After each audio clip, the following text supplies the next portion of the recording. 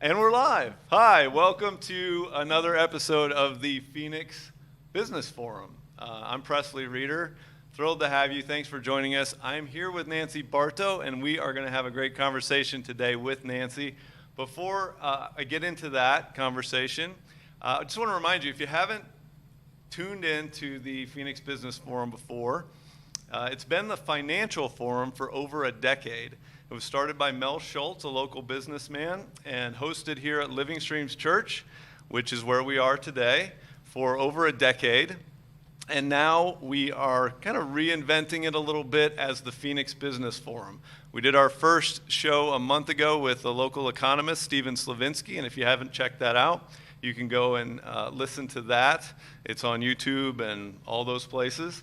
And today we're going to talk with Nancy Bartow, and I'll introduce Nancy. As I said, I want to thank our live studio audience today, though, for coming.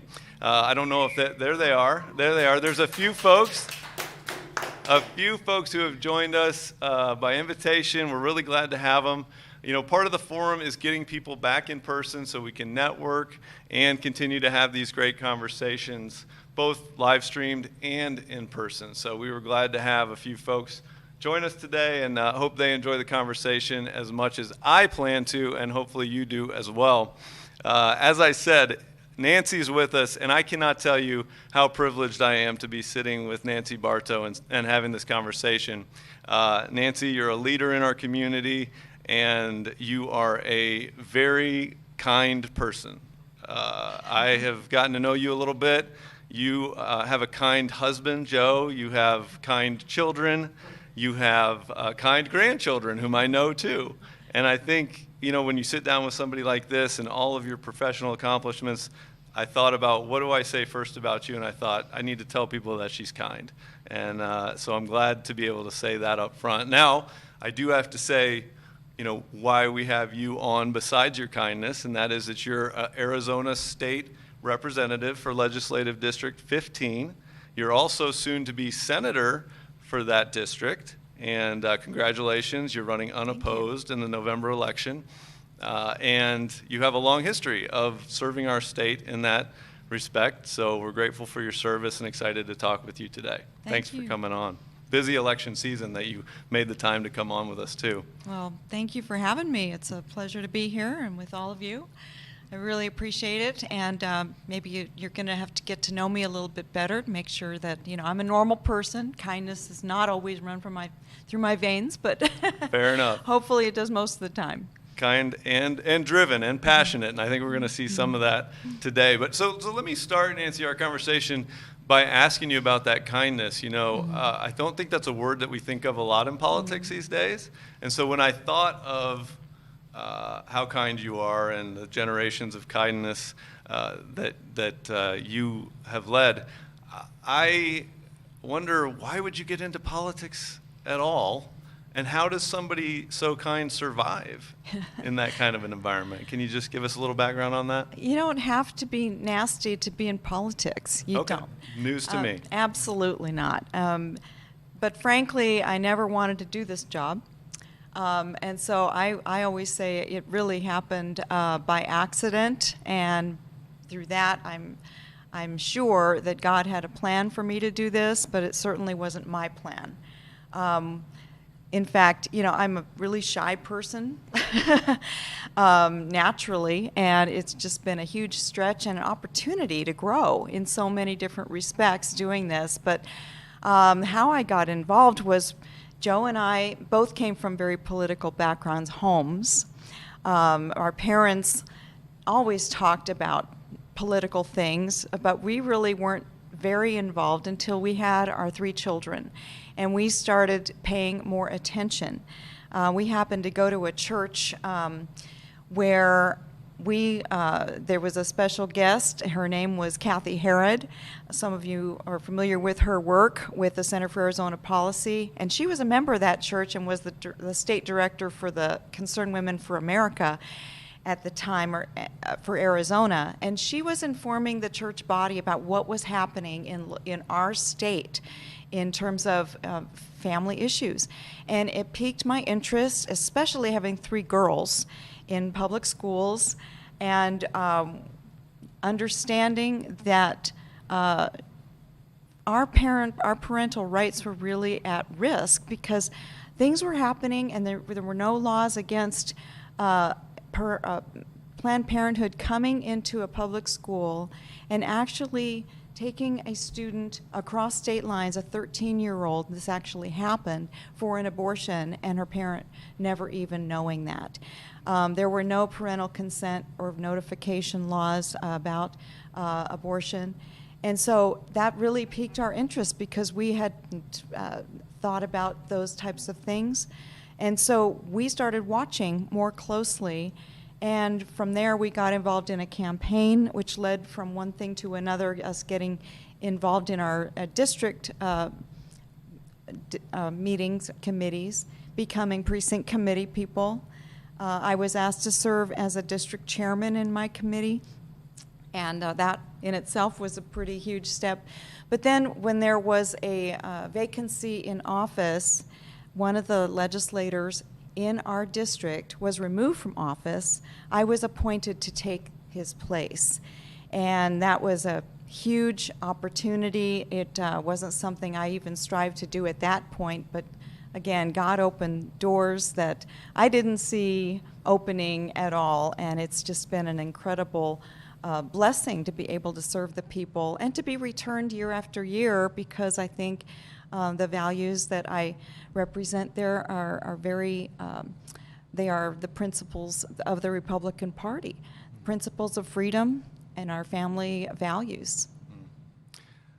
That's a great story. As you said, you felt the call of the Lord to move into it. You volunteered in a way. I wanted to ask you a little bit about local politics and how people can get involved. I guess we need to warn them that if you do, you could end up as a state senator, which would be a great thing. So don't let that keep you from getting involved. I was talking to my wife about getting the opportunity to speak with you, and she said, well, ask her about local politics and why it's important and how we could get involved, because we all know about the presidential race. We all think, I think, about those things that we see on TV a lot, which are not necessarily about our neighborhood, but you deal with our neighborhood a lot. And so maybe speak to people real quickly about why it's important to know what's going on and how they could get involved. Yeah. Well, it's more important than ever at every level of government. I think a lot of people do come off the sidelines more in a presidential year. They're more tuned in to federal policies and you know, the media hype surrounding all of that. The issues are often the same at the state level, but just they hit you at home more directly at the state level. And so I think it's incredibly important for people to tune in to all levels of government and get involved. Many don't understand that, even though they understand the U.S. Senate is really at risk of being flipped. Our state legislature is also on the bubble. We only hold a 1-seat majority in the state Senate and a 2-seat majority in the House. So, and many of those, every one of those seats is up for election. And so they've sort of taken for granted that all of the policies that we've been able to pass year after year for the last decade or two that protect our freedoms, that promote school choice, and all the other things that help make us a prosperous state could be repealed and could be turned back in a very, very short time if we don't hold our majority. So getting involved is critical. I think one of the best ways to do that is to call your elected representative and ask to get involved and find out where they are on the issues. And if they're up for election and you like them, get involved in their campaign. I think that's a great way. Also, get involved as a precinct committee person. Yeah, you might end up running for office, but that might not be the worst thing to do. Or you might end up running for some other lesser office like city council or school board, all of those need the Christian voice. They need the voice of the people. You know, government is, our nation is built upon citizen representation. Every type of citizen needs to be represented for it to be a really healthy place for us to live and prosper. That's how our founders set it up. And you know, it takes all of us to join in and have our voices heard. There are moms like me. I wasn't a political nerd in terms of having a degree in political science or anything like that. But my voice as a mom is important, and so is the voice of all different kinds of business. Doctors, lawyers, teachers, they all have a voice that's important. So being a precinct committeeman is actually the lowest form of an elected position. You actually have to run for it, and then you can vote from there in all of the important positions in the party that you are elected to at every level, from the district you're in, and there are 30, one for every legislative district, and then the county party, you get to vote for leadership there, and the state party leadership. So you have a voice. And a lot of people think, well, I just don't have time. Well, when I was a district chairman, I would tell people, I don't have time either. I'm busy. I've got 3 kids in school. But I'm giving all the time I can to do this. And you can give a little bit of time too, because if we opt out, somebody else's voice is going to vote on the type of leader you have in your party. Whether you have a pro-life, pro-family platform is at risk every time that platform is discussed at the national, at the state, at the district, at the county level. And so what do you care about? Are your values being represented by your party? That all happens at the grassroots level by the precinct committeemen. Yeah. I was thinking about my kids as you were talking, and when they complain about the way the dishes get cleaned or not cleaned in the dishwasher, or when they complain about a task around the house, my first response is usually, well, you can go ahead and do that. That would be great. Is that you volunteering to help mow the yard because the grass is too long and you can't play in the backyard right now? Or and it, to me, that relates to this idea that there's a lot of complaining that goes on about the policies that are implemented, about the platform that's being discussed, and maybe that complaining's happening on social media, maybe it's happening on the couch in your living room, but the challenge that I hear from you is you got to get off that couch and do something. At the very least, you got to get out and vote. And then beyond that, there are some fairly small commitments you could make that make a big difference if you really want to have your voice heard. So Yeah. I appreciate that message. I'm trying to pass that on to the next generation as best I can. They're not always following it, but I'm trying. We kind of assume that, people, that government just sort of runs on autopilot. Yeah. But it really is a citizen sport at every level. And, I learned that from my dad. He was really an amazing person. Talked a lot about the threats of communism and socialism. I'm the youngest in our family of 4, and my brothers were 10 and 11 years older, so I kind of came along later as the baby.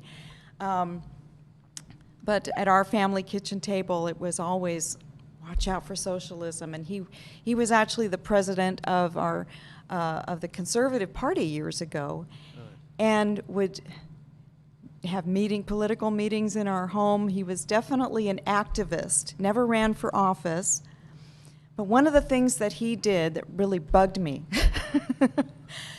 he would give an award called the Weldon Schofstall Award, who was the superintendent of public instruction back in my youth, to the high school library that upheld our Constitution, the books that had the most books that upheld our freedoms and revered our Constitution. And so then he would go through my textbooks and say, why are they having 3 pages on Marilyn Monroe and nothing about the Constitution. He'd say stuff like that. And I didn't come to really appreciate all of that passion for protecting our freedoms until we had children of our own. Yeah, parenting will make a big imprint on you and make you think about things. You grew up in a very political home then. Yes. Yeah, you mentioned that earlier, but if he was having those conversations, and I think that's a tricky thing just to say, and I'm sure that the audience has this challenge too. I had a hard time even thinking through whether or not to let my kids watch the debate, presidential debates or other debates. I think partly the topics are maybe beyond them. My kids are 13, 11, and 9. They're fairly young. I think they can understand them, but some of the topics that are discussed are a little bit, there's something I don't think they need to be thinking about necessarily at that age. And then also, but just the tone, getting back to the kindness that we talked about at the beginning, I kind of hesitant to put them in front of that, no matter whether it's the presidential debate or, McSally and Kelly's debate or anybody's debate right now. That tone in politics is hard. How did that strike you as a kid when you were a parent, or when you were a kid with your father doing that? And how do you handle that as a parent? It's a when you were different involved? world. I think our kids are inundated by information right now, and we parents probably don't have a lot of choice. We can't insulate them from They're being flooded with. They are being yeah. flooded, and they really need our voice, our instruction on the truth, and we really need to take advantage of the types of influences that they run up against daily, especially in school, on social media. They're inundated by those ideas anyway. At this point, when I was a kid, I had to go looking for that. I had a very, I think, sheltered life comparatively to what parents are dealing with right now, and I do not wish. I just think it's awful. The type of challenges that parents are up against right now. And we really need to be circumspect about making sure that we are watching out for their education, that parents take every opportunity to shelter them the way that they should be, and informed what's in their curriculum, who is making those decisions. And choose wisely these days. There are a lot of resources out there for parents, but they have to go looking for them. They're not going to just come knocking on their door. Yeah. And but there are some great organizations out there. Wall Builders is one that puts out a lot of information for parents and on our country's history. But there are a ton of influences I'd like to shelter our grandchildren from, and I know it's hard to talk to them, as a grandparent. Every and you want it to grandparent be ever. a safe space. Yeah. But as parents, I think you have a greater opportunity. Well, I hear again a lot of emphasis on taking the initiative, right? You were talking about getting involved politically, getting involved as a parent, making sure you're taking that initiative, and that's I think a really strong and important message for parents to hear, and especially with all these voices coming at our kids. Okay, I want to talk about the politics. I want to talk about business too. This is the Phoenix Business Forum, after all. I do need a little more parenting help. Maybe we can do that after we're done here. But I think we've got business people sitting in here with us live. We've got business people, whether they're employees, whether they're they've been an employee for a long time, they're thinking about starting a business, maybe they own a business. How should business people at any level think about politics? And the connection, and you specifically as a politician, maybe how do you think about your role in business. Make sense? I sometimes don't see the connection. And I think people think, oh, well, business and politics, are they all working together against me? Are we working, against each other? What's your role, do you think? Well, it's really hard to separate business and politics. Just about, everything that we do at the Capitol is going to affect somebody. And whether or not you're involved is the factor. You need to be watching what's going on in your government. There's a lot of people that just think, well, I'll just go about my business and it won't affect me. But, there are 3 different areas where I try and consider the business aspect of public policy. First is taxes. I think that's kind of the most obvious thing that people think about when they think about businesses being involved, and there's a lot of different organizations. You've got the chambers, you've got the small business organizations, and their voice is often preeminently, focused upon, and they weigh in a lot on tax policy and that type of thing. But the voice of the small business is incredibly important because, and tax policy is going to affect different levels of business in different ways.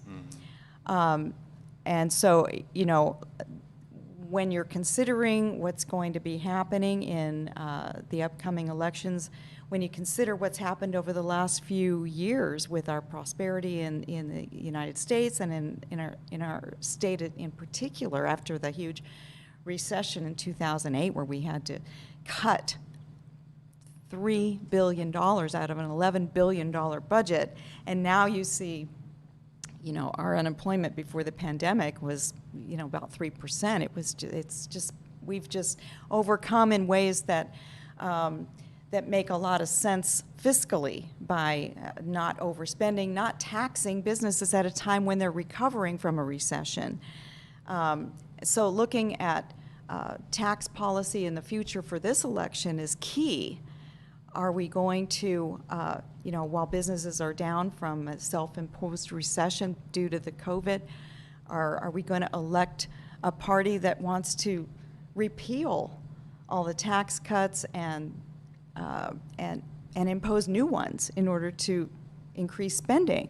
And then you've got Prop 208 too, that's going to increase taxes to fund supposedly to be a more stable source of revenue for education when we've been able to, because of our tax policies in the state, restore $4.5 billion since 2015 back into education and increase spending and Let me ask you about 208. Okay, I like sure. that you brought up 208, and some people may or may not be familiar with it, but let's just summarize. It's going to raise taxes on quote-unquote high-income earners.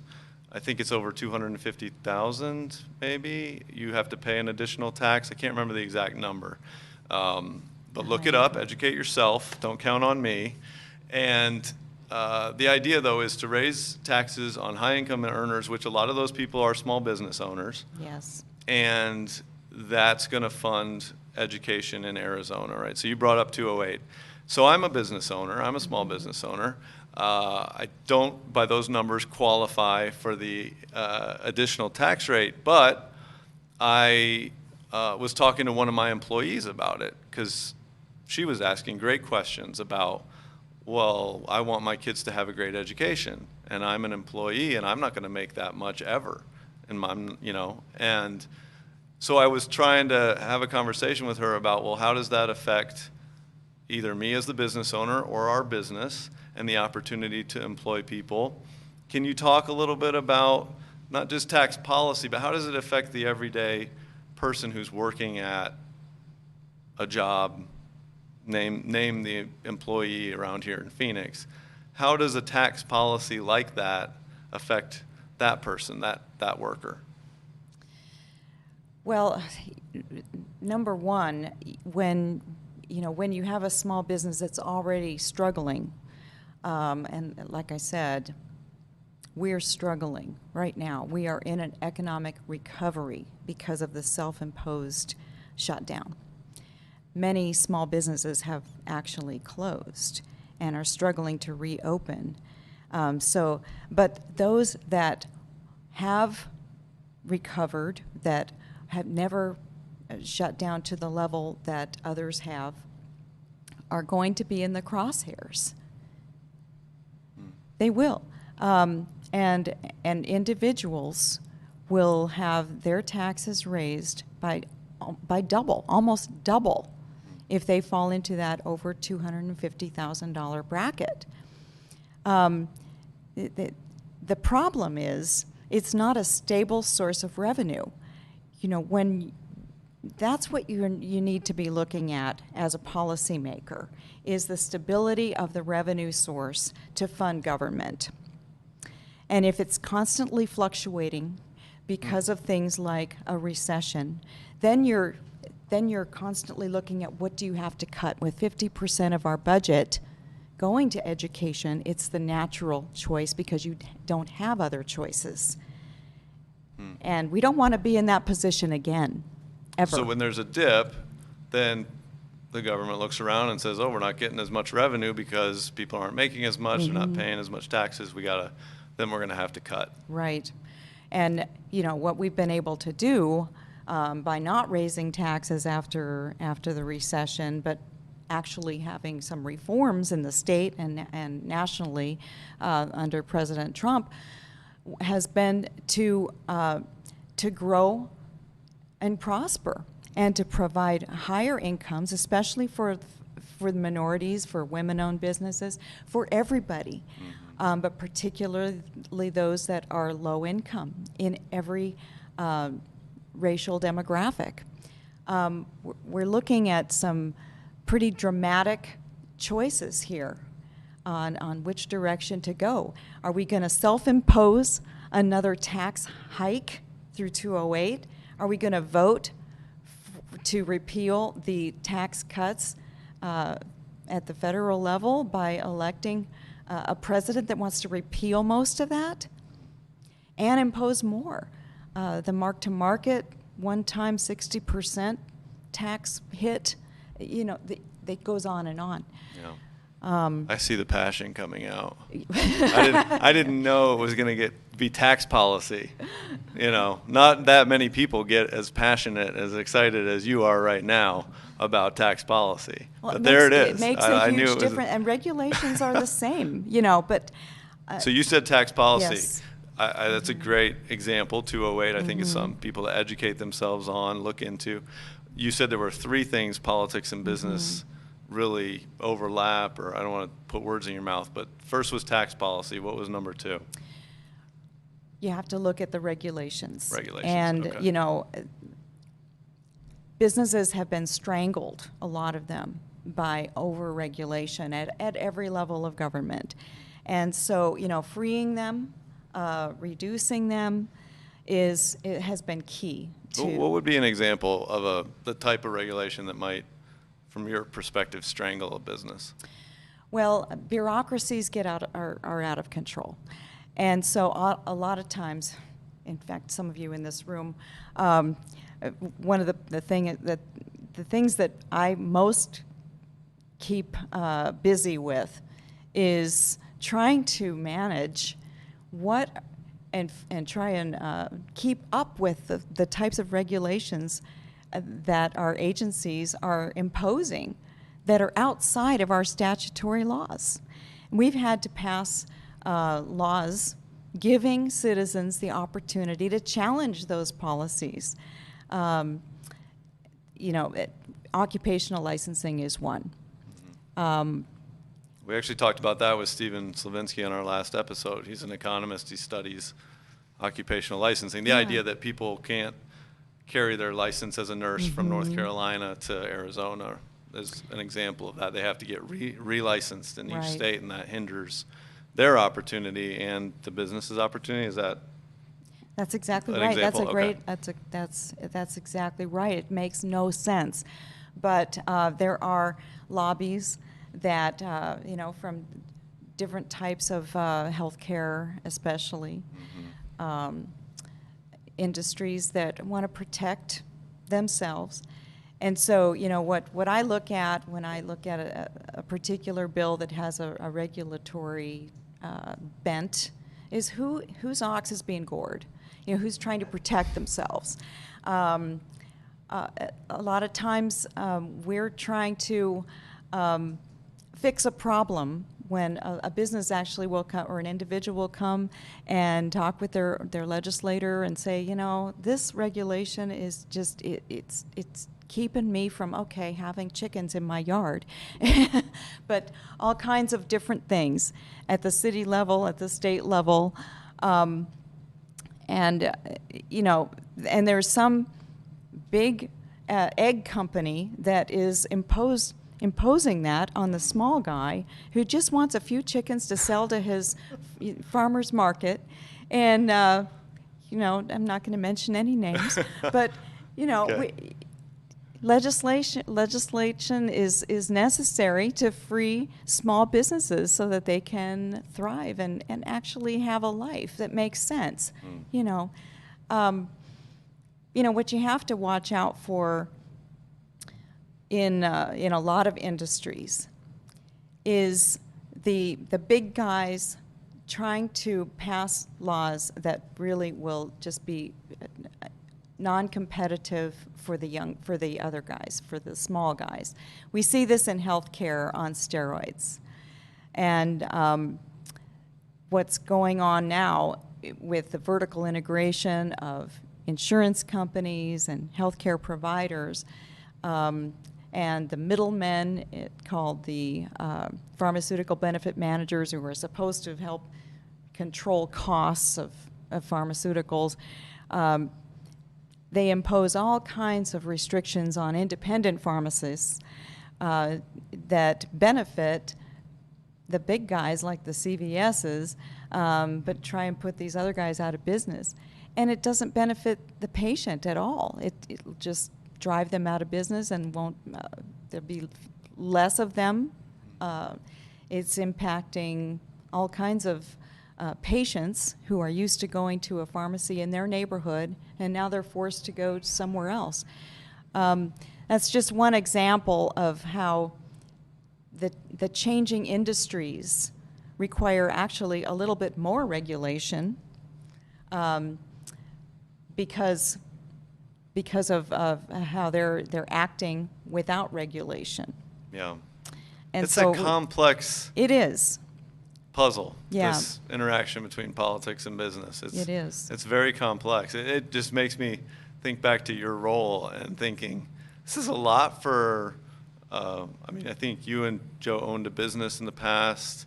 You had a professional career. You spent a lot of time as a mom.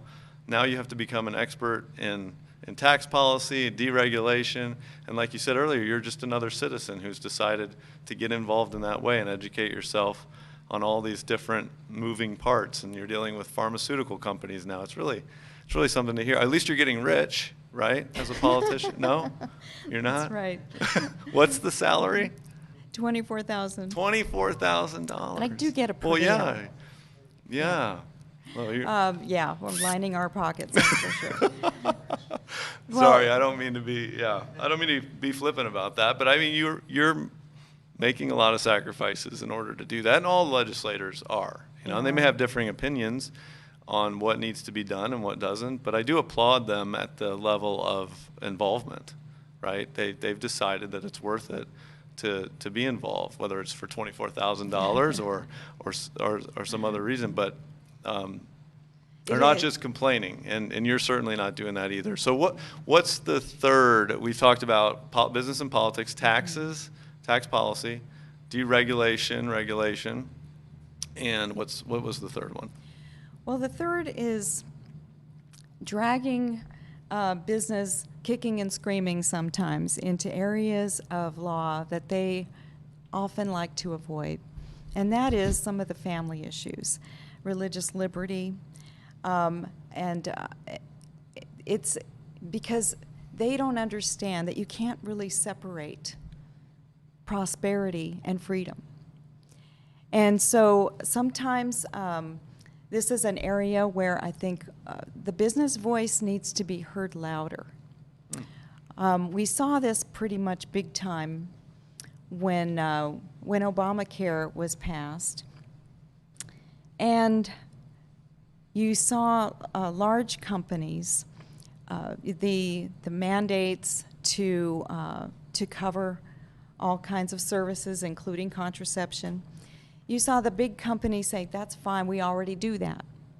And not speaking up against the mandate for the smaller company or ministry. And so that what we saw were lawsuits by Little Sisters of the Poor, Catholic charities, saying, you know what, this violates our freedom. This violates our religious, the principles that we believe in. Because obviously we hire Catholics who don't believe in abortion or contraception, and we're not going to provide those services, even though none of our nuns need them. Right. We saw it with Catholic charities as well in providing foster care. They'd rather go out of business. And who's that going to hurt? Those are good go examples. Against their deeply held religious liberties. Right, a government mandate certainly imposes things on them that they may not be comfortable with. Going back to you said dragging businesses kicking and screaming. Just to make sure I understand, you're saying businesses don't want to enter into the fray, so the political discussion, and you want them to get in and speak their mind? Is that what you mean, dragging, kicking, and screaming? I think what they don't want to be is they don't want to be the top of the headline. Okay. Yeah, they want to stay under the radar. They do. As a business so that it doesn't affect their profit. Right. Okay. They'd rather appease the political correctness of the day rather than stand up for freedom and general principles of freedom that are in our Constitution. And they let the little guy do it. I think you're seeing it now with some of our government mandates due to COVID.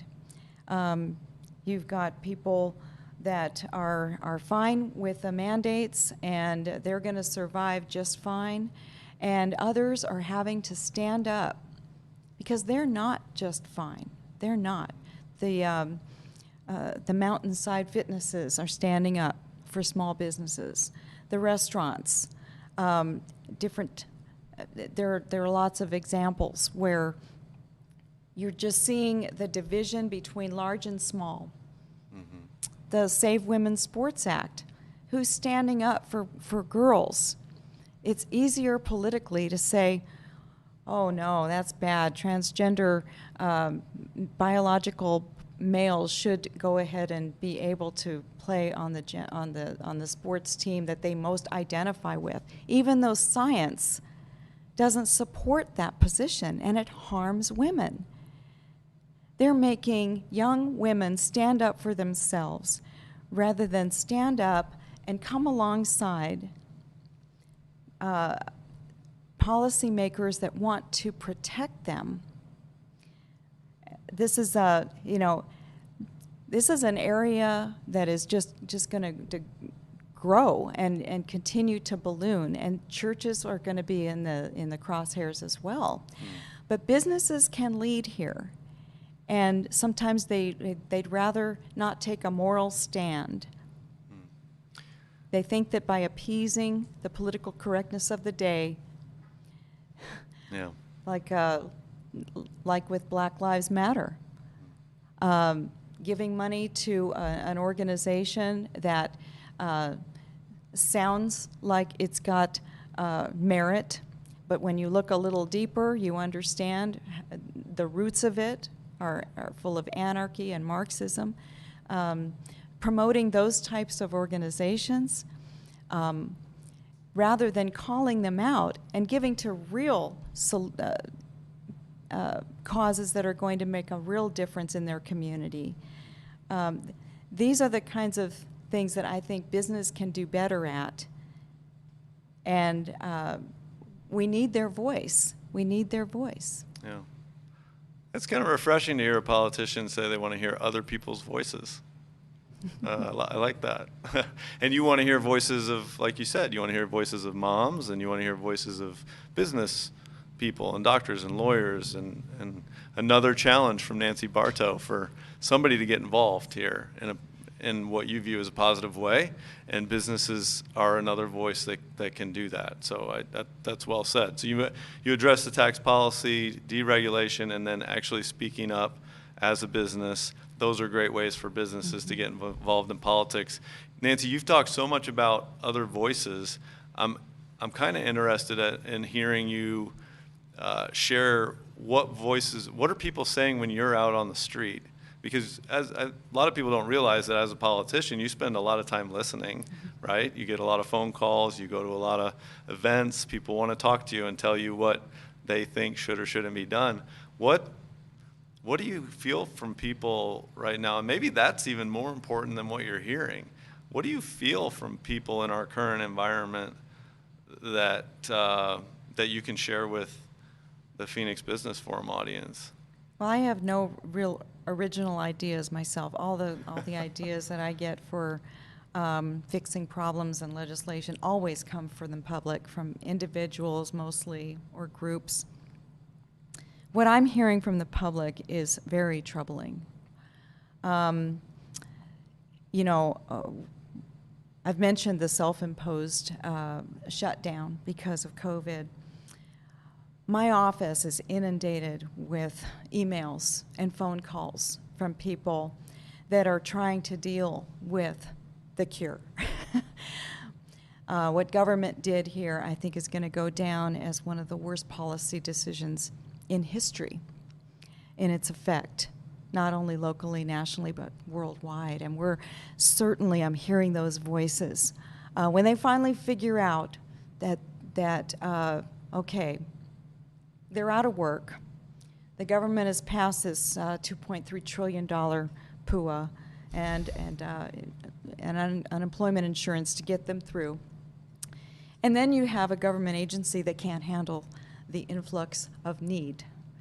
It reminds me of Ronald Reagan saying, I'm from the government and I'm here to help. It always falls flat. There's no way government can step in to the degree of the need.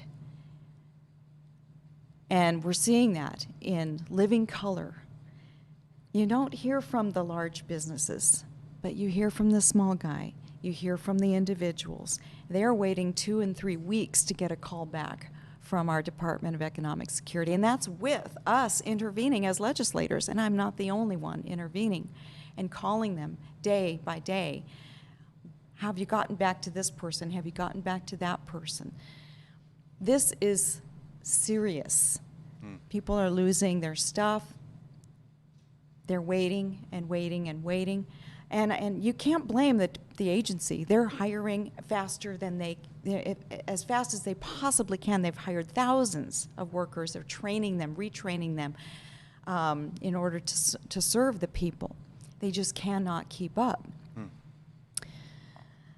So, you know, and they have to do their due diligence. There's a lot of fraud out there. So, you know, when you're giving out money, they have to make sure it's going to the right person at the right time. I just read today in Colorado about a situation where, you know, they're having to claw back money that they've given to the tune of, you know, over $10,000 that they've already shelled out. You know, we don't want to be in that position either. So people waiting for the sustenance. I mean, churches are being overwhelmed, I'm sure, with the needs. The second thing I hear is the worry on 2 levels. Their physical safety, because of what they're seeing with the rioting. I can't tell you how many people, I knocked a lot of doors in this campaign because I just came through quite a primary. people are gearing up. They're buying arms. They're expecting rioting. They're afraid. They're afraid, and they really want us to.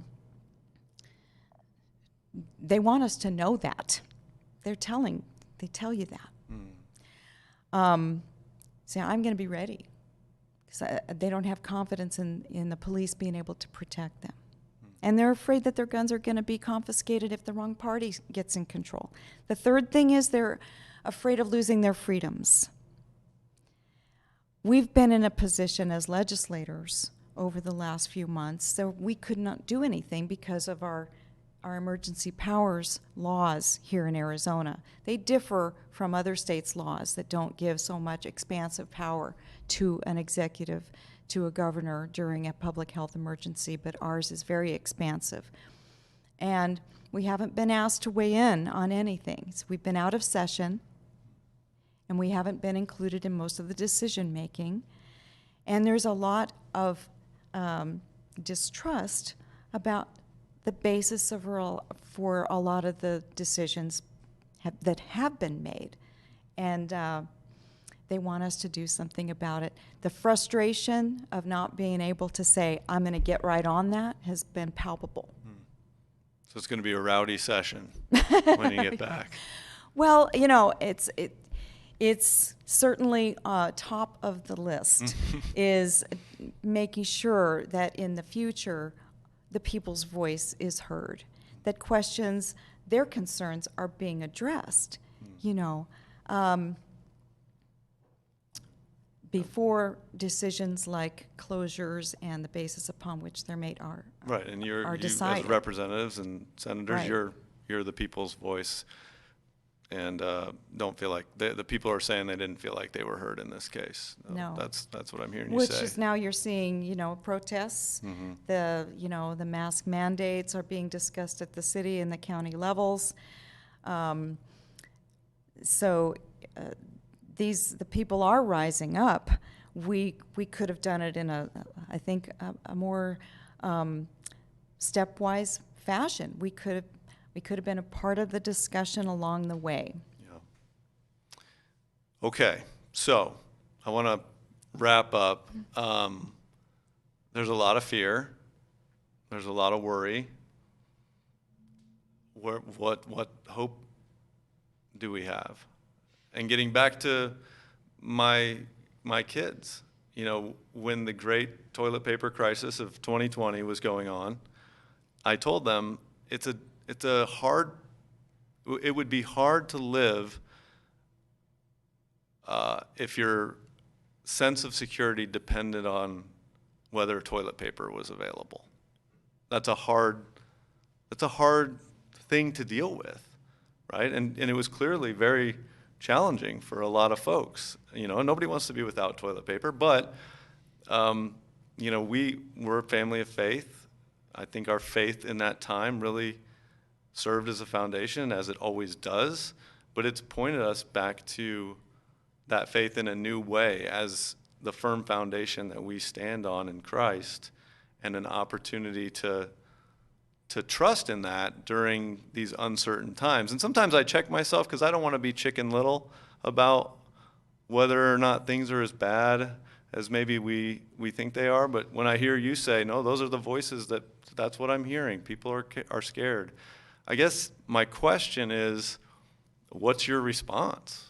Are you able to give them hope that leaders like yourself and others are going to step in? If not, what do you give them? Mm-hmm. Well, I think our principles of freedom are based in our Constitution. Number one, we need to teach people what those freedoms are. Our security as Christians, as citizens, is never really in government. It's always been deeper than that. It's always been deeper than that. But we do have to recognize and continue to verbalize what are some of the threats to our freedoms and to our security. and identify where those beliefs are coming from. That's why I stand very firmly for education choice, because I think we're seeing the outflow, the results of decades of students learning that America is an evil country, its roots are racist, and not learning a lot of the benefits of capitalism around the world. You know, we've reduced extreme poverty worldwide by 80% since 1981. And you don't hear that. You just, when you see the things going on with ASU student government, passing resolutions just a couple of weeks ago, calling for defunding the ASU police on campus, and calling for total online teaching, when out of 70,000 tests, there had been 0 deaths across 50 campuses nationwide. 0. 3 hospitalizations, a couple of them were drunk. You know, the hope I give, I think, is based in recognition of the battle between good and evil, and trusting God. You know, one of the things that I've highlighted throughout my campaign, and I continue to highlight in my emails, is prayer. I invite people to prayer meetings to pray for me, pray for the candidates, pray for government, pray for our president, pray for our country, because that's where our power is. This is an eye-opening time for us all to recognize the threat to our traditional institutions that make our country prosperous. Government can't save us, but faith in God and upholding our liberties so that people can live in a civil society are key. And we were built on those principles of freedom. We're at a point now where some judges, I mean, Ruth Bader Ginsburg, God, may she rest in peace, you know, she once called our Constitution something that she would not recommend other countries emulating. Our Constitution is incredibly valuable, and it needs to be revered. Instead, some people want to tear it down and replace it with a living Constitution and allow judges to make the laws. We have clear choices right now before us, and I think the church has a great opportunity to encourage people to pray and to encourage people to look at the issues, to get involved, and look at the differences between the policies makers that are running for office. Pray for them. Pray for a revival in our schools. But pray that we do the right thing and that we have an opportunity to retain and expand liberty and freedom, religious liberty and economic prosperity in our country. And that's only going to come through Christians getting off the sidelines, getting involved, praying and acting and voting. All right. Well, thank you for sharing that. We are hosted by Living Streams Church, and although the church doesn't endorse any candidates, I'm certain that it supports prayer, and we're gonna do that here at the end. In just a moment, we're gonna invite the senior pastor from Living Streams up to say a little blessing. Before we do that, though, it's been a privilege. I knew it was going to be a privilege, but it was really nice sitting and talking with you, Nancy. And I don't know if you want to give out your website or people want to go. I think they can just put in your name, B-A-R-T-O, and find you. But if there's anything. Sure, thank you. You want to give I out? usually forget to do that. What's the website? It's nancybartow.com. Okay. I actually have another one called nancysrecord.com. But thank you. I appreciate that, and look forward to any feedback that you might have from that information and any questions. Yeah, thanks for taking the time. It's a busy time for you, and you made it for us. We appreciate it. Well, I really appreciate being able to talk about what I do.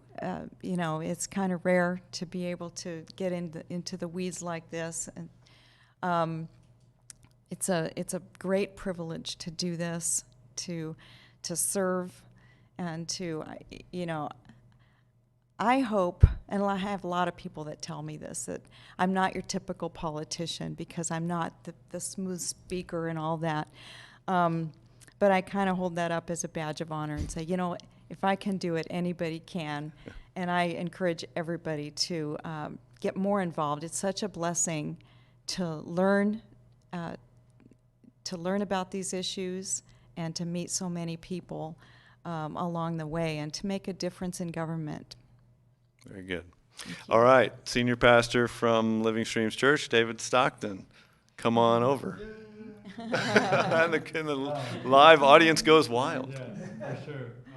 Well, thanks for tuning in, and we know the God of the Bible is very interested in blessing his children, and I also know he has a sense of humor, putting someone who is shy and kind into such a challenging, potentially corrupt institution, and she's been a watchdog and fighting battles for the church and for the people of God and for the country as a whole. But so thank you for that. But I want to pray a blessing over you who are in business, who are trying to figure out how to navigate 2020, survive and thrive. So let's pray. Father in heaven, I just pray a blessing over all the men and women who are a part of this broadcast, Lord.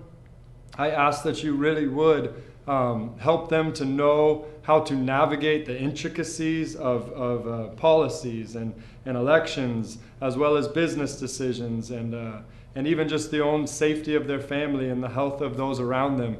I pray that you would guide them, you'd give them wisdom, you'd give them good rest, you'd give them good sleep, you'd give them good times with their families, you'd help them to be able to prioritize what is important and what isn't, and to stay focused on those things. I pray that the information that makes it to them, whether it's through news or social media or friends, it would be truth, it would be good, it would be right. I pray that you would also help them be able to know how to filter through all of the information that comes. I pray you would help them to know who to trust as they're making big business decisions and partnerships. And right now, if they're in a time of need in a business, they would know who to trust to give them advice. If they're doing really well in business right now, I pray that they would know who they can trust to help out and to partner with going forward. We do just ask for your grace and your truth to win the day in all of these things. And as we go towards this election, we really ask, Jesus, that you would clean out the corruption in all of the politics, in all of the systems and institutions, and you would continue to raise up watchdogs. You would continue to raise up people who are willing to fight against the powerful and the corrupt, so that the rest of us, so that all of us can live in peace and in freedom. And we pray this in Jesus' name. Amen. Amen. God bless you. We'll see you next time.